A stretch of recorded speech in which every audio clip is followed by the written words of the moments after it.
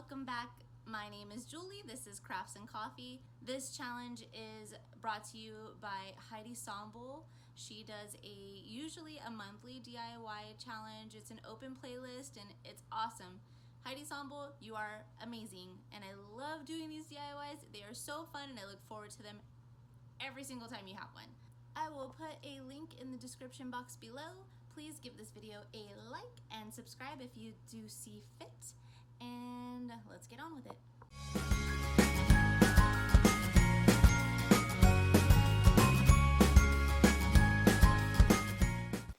All right, my first attempt on this, I am using this pumpkin wreath form. I really wanted this to work out. So if anybody else has patience and you think that you can visualize it and see something beautiful, go for it. I just kind of kept this in the video just because I'm kind of hoping that somebody will be inspired to do something like this, because I really thought this would be great, but at the end of it, it was going to take me forever.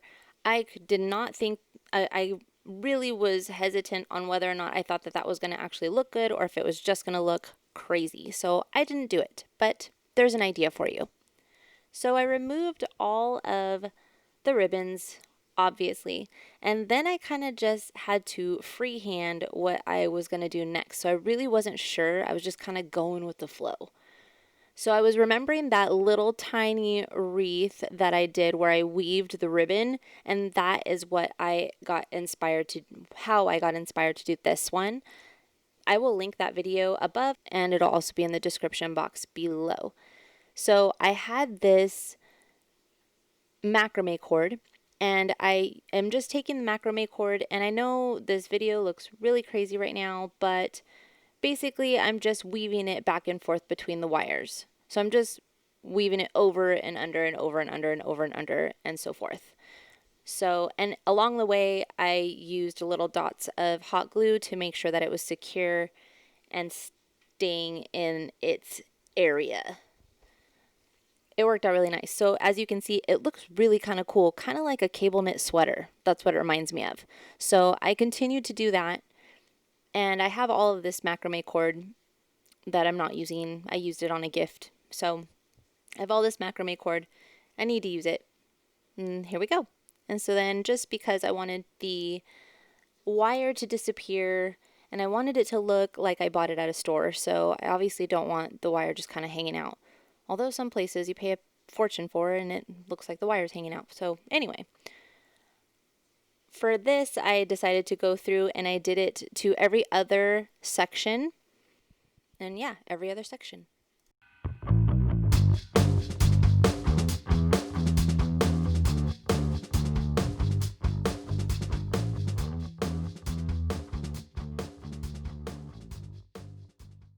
So here's what it looks like all finished. And yes, the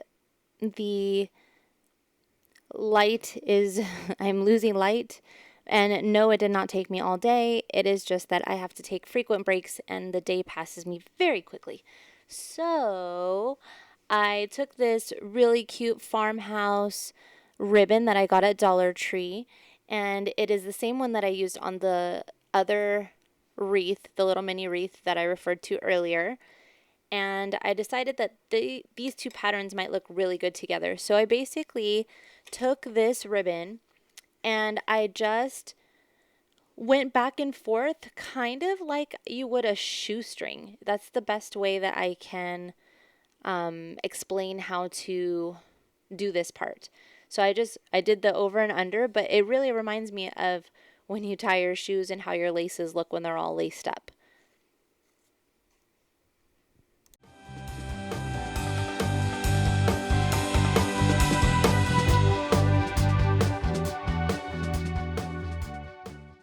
Now I'm going to do the same thing with another Dollar Tree ribbon, this lace ribbon. And I'm going to do the lace ribbon in the middle column.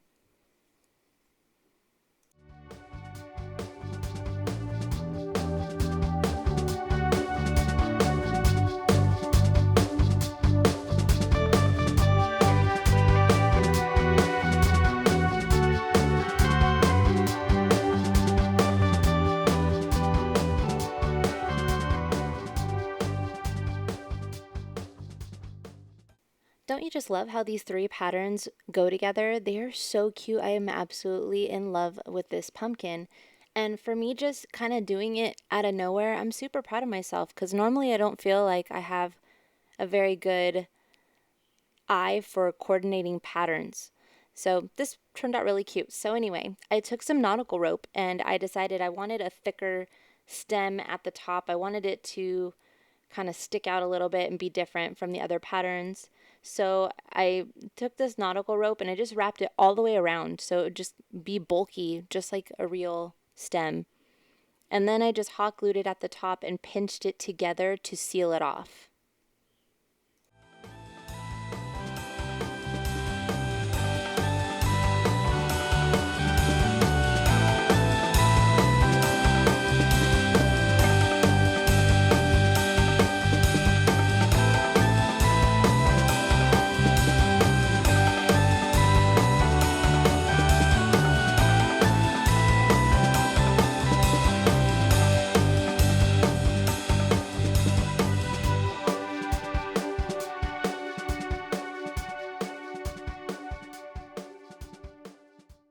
Next, I took this berry wire that I got at Dollar Tree and I'm using that to just make some little embellishments around the top.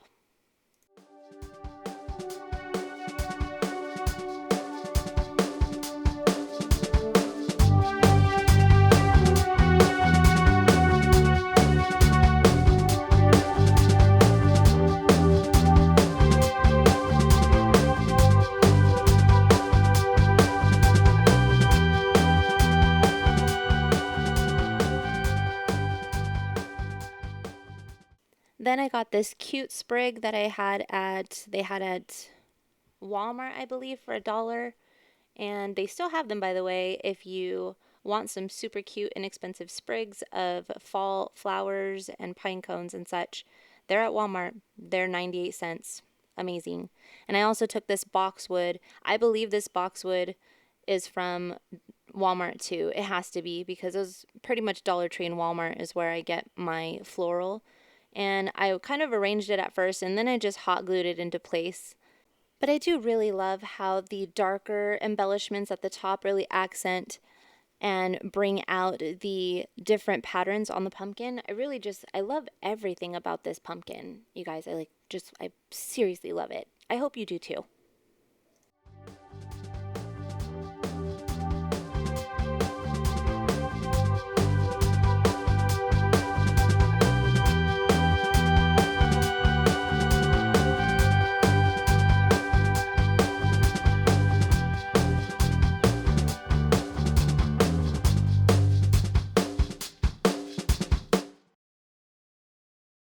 Project number 2 is actually inspired by something that I saw at Kirkland's. It was a $75 really cute decor piece and I just thought I could recreate it. So I grabbed one of these yard signs from Dollar Tree. I popped it off of the stick. As you see, it was really simple to do. And then I wanted to get rid of this stem piece that was hanging over the edge. So being a Dollar Tree piece of board, I remembered it's really easy to just cut through it. So I just used my box cutter and I was able to just take that off easily. Then I started taking some of this folk art paint and going over the truck area, but I soon realized that that is super transparent. It wasn't going to work. So I went over it with Waverly chalk paint in the color white, and I went over it with 2 coats of paint.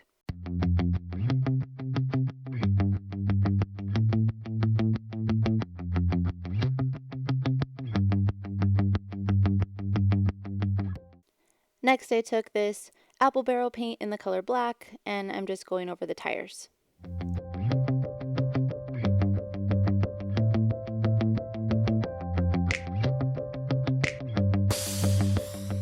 I'm going to be using these DIY stickers from Dollar Tree. I picked them up last year, but I did see them this year. Not sure if yours has one or if you have them from last year, but they're awesome.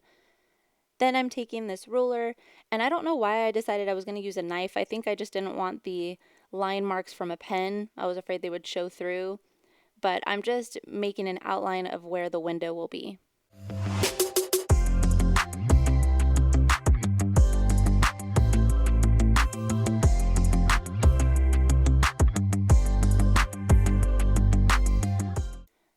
I'm just going over the truck back with that folk art paint, and it is the color Skyline.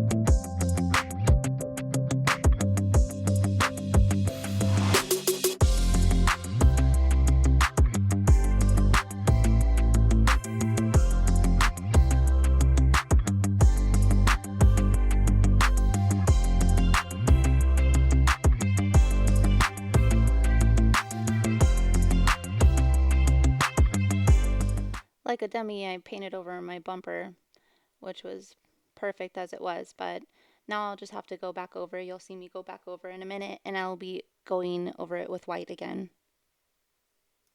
Sorry for my raspy voice, it's really early in the morning.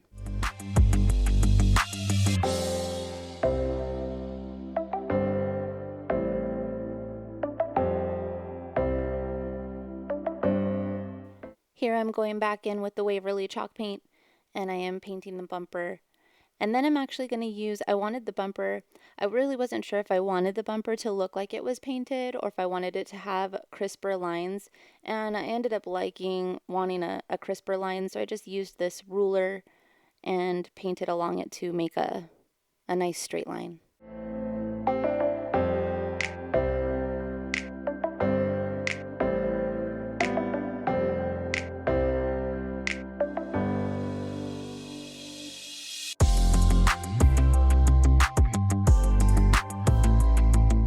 So I finally find a white paint pen, and it was kind of a dud.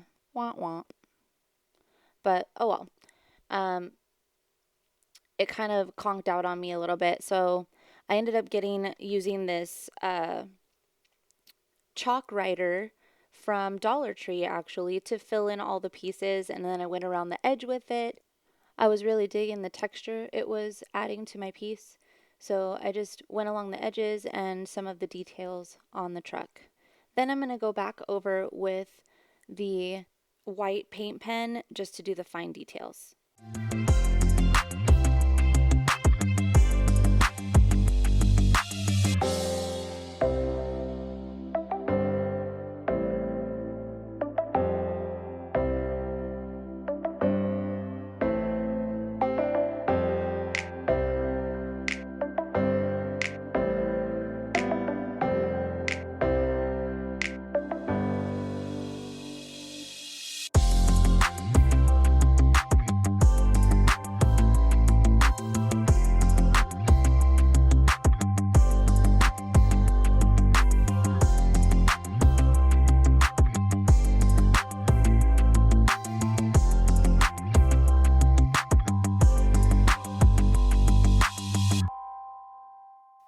It has been extremely difficult to find a white paint pen during this whole thing, so I was super stoked, and I picked up two, thankfully, when I saw them at Michael's. However, thank God I got two of them because one ended up being kind of a dud.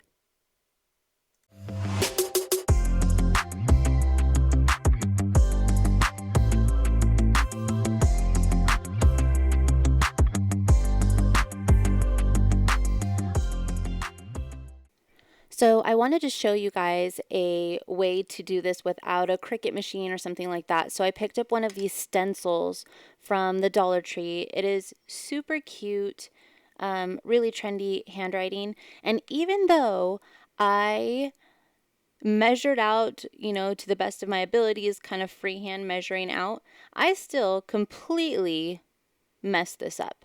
And you will see how. So I thought that the letters, because they were so kind of wide and just all of them were different sizes and whatnot, I thought that it was going to take up that entire square. And then I did it all, and I had to redo it because it was completely off. I was completely wrong. So I'm not very good at using stencils. So I guess if you're gonna use these, wah, wah, just make sure, yeah, there it is. So ugly. Just make sure that you really take a moment, maybe not eyeball it. I don't know, use whatever hack you have to get that centered, because it's really sad when you get to that last letter and you're like, man, I've got a lot of space left. And that's all I'm going to say about that. So I took the blue paint and I went over it. Thankfully, it covered right up with the blue paint. I think I did 2 coats over it just in case, or maybe there were a couple places where I could still see the white, and then I was able to fix it. So it wasn't the end of the world. But anyway, so then I'm taking these 3 little pumpkin stickers. Since they were from last year, that sticky thing the sticker on the back was totally shot. So I just decided I wanted them to look like they were popping out of the back of the truck. So I needed the bottom piece to be off. And from watching other crafters, the wood from Dollar Tree is really easy to cut through, so I decided to take a go at it, and it's true. Even these little wooden stickers, it's the same thing. You just use a knife and make a cut, and it pops right off. So my camera died, and no, I didn't notice, so I redid the stencil, as you can see, and yeah, it actually looked really good. I ended up filling in the stencil, the little gaps between the stencil, and I think it looks more complete and together, although I did like the way it looked stencil-wise, but I like this way a lot better. So as you see, the pumpkins are all shaved off on the bottom, and I'm just going to add some hot glue and hot glue them into place. I'm also going to apologize. I've got a crap load of construction going on, and there's nothing I can do about it. So, and I think it's a pretty big project, and it's going to be going on for a while, so we might have random construction workers during the day making noise. But it's good. They're working.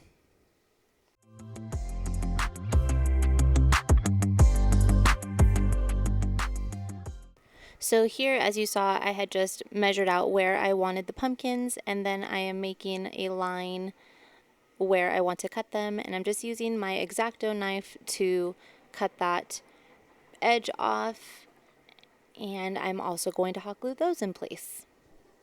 I'm just going to throw in that last year when I bought these, I really did not think I was going to have any use for the sparkly pumpkins, and man, those really add a certain something to this piece.